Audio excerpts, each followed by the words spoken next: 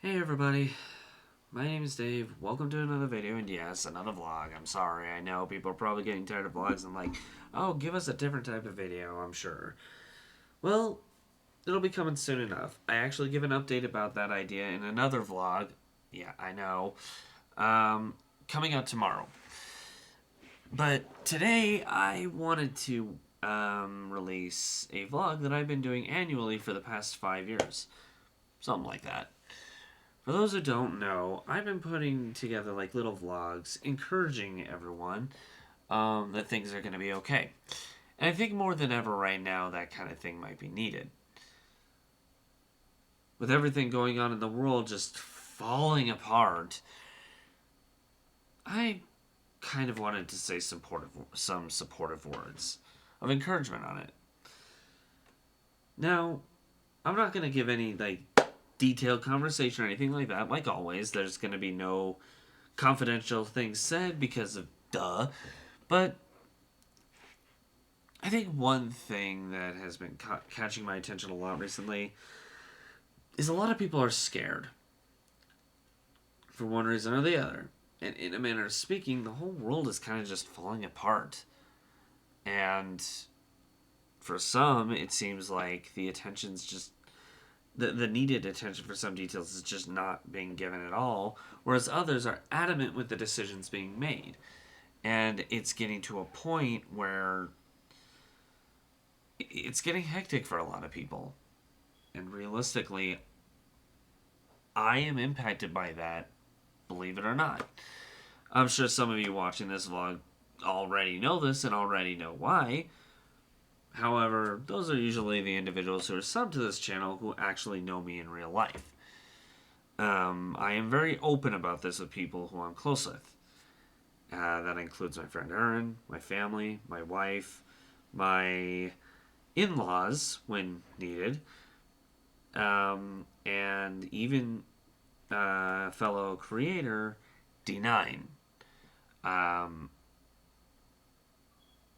but I digress. The reason I say this is because there is one pattern that I'm starting to notice amongst those, and this is the part. It's a little different from like the whole encouragement thing, but it's my thoughts on what matters the most right now. This is a question that has been going around a lot, and I think it's a little more important to point this out. Now, why did I say what I did a moment ago? Well, it's given the fact that I do have those close to me. Now more than ever, those are the people that are most important. Now, I'm aware there are some people in the world who don't exactly have, parental figures. Usually they have to live on their own, rely on their own selves. This is a very, very small fraction of people that a lot of people make it seem it's a lot bigger than it actually is. However, yes, y'all are included, just to a different level. But what I'm trying to say is I think now more than ever, people should really grab hold to the ones who are closest. Um, I myself do that with my the people I listed. That's why I did. But I think there's one other factor that might be a little bit more important in the world right now that a lot of people seem to remiss because of all the negative things going on. Negative begets negativity. Negativity begets negativity. Unless said negativity is countered. What do I mean by this? Well, one thing I've started to notice in recent years, ever since this whole problem really started to fluctuate and become bigger and bigger and bigger of an issue, the ones who have a tendency to end up being okay and surviving are those who think optimistically. But realistically, one thing I've started to notice is that over the past few years where things would go downhill more and more and more is those who would be realistic but optimistic about the outcome. Like they'd be like, oh, these things are going to be great. But they're still like, but I do need a plan for this outcome, that outcome, that outcome, this outcome, and that outcome. And do all of it positive that I'll be okay. Those who think that way are usually the ones who end up out of this, and even going through this, fine. Like myself, for example, I do have moments where I'm negative, but even then, there are just certain moments where someone needs to be optimistic. Kind of like counter circumstances. For example, in this time, we have points in time where all of us are going to be down. As long as you have someone who's there to reach out and say, look, I know these things are happening, but look at it this way. That might be happening, but the aftermath of it gives you this positive thing. Say hypothetically somebody's going through a loss, which is what these videos were initially about. Yes, I was going to spiral back to this. This was somewhat planned. Now is probably one of the worst times for that to happen.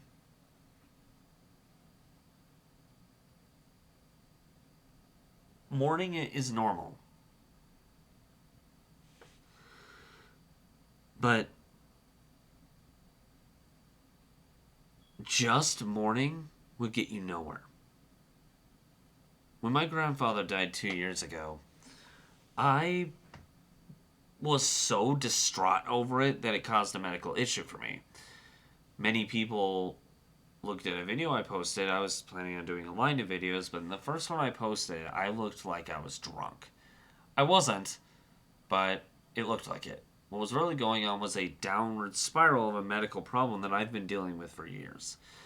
In the aftermath of that, I was fine.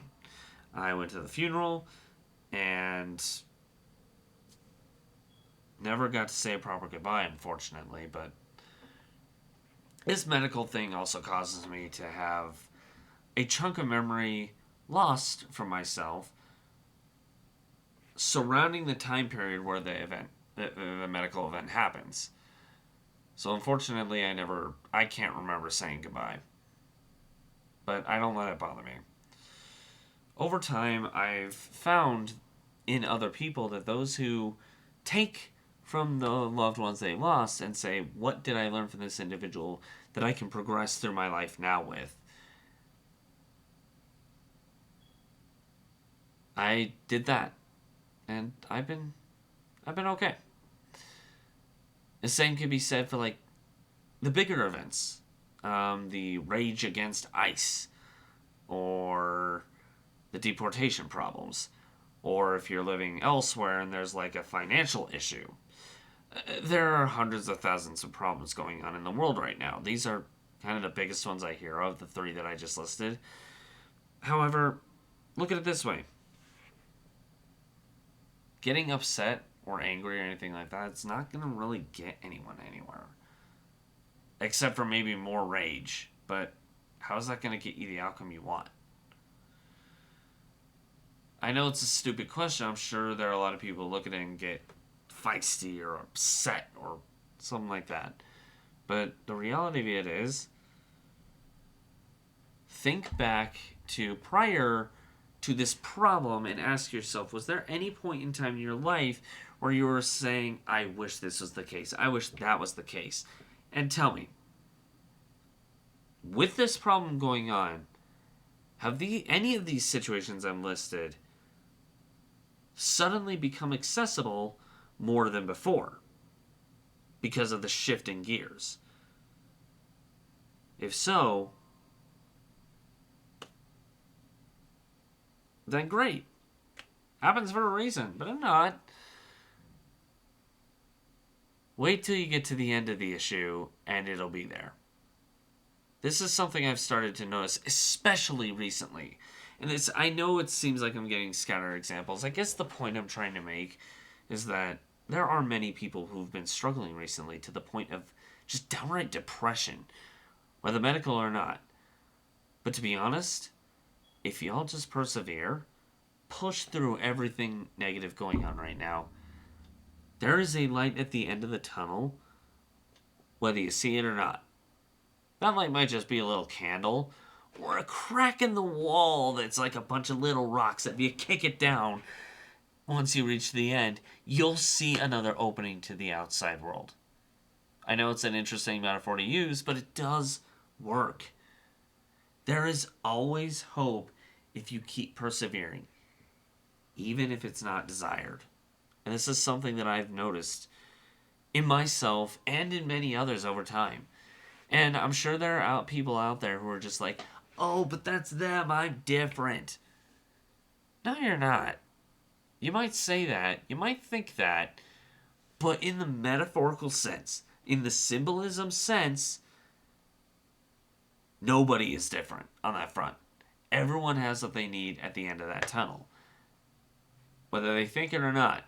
Whether it's what they want or not.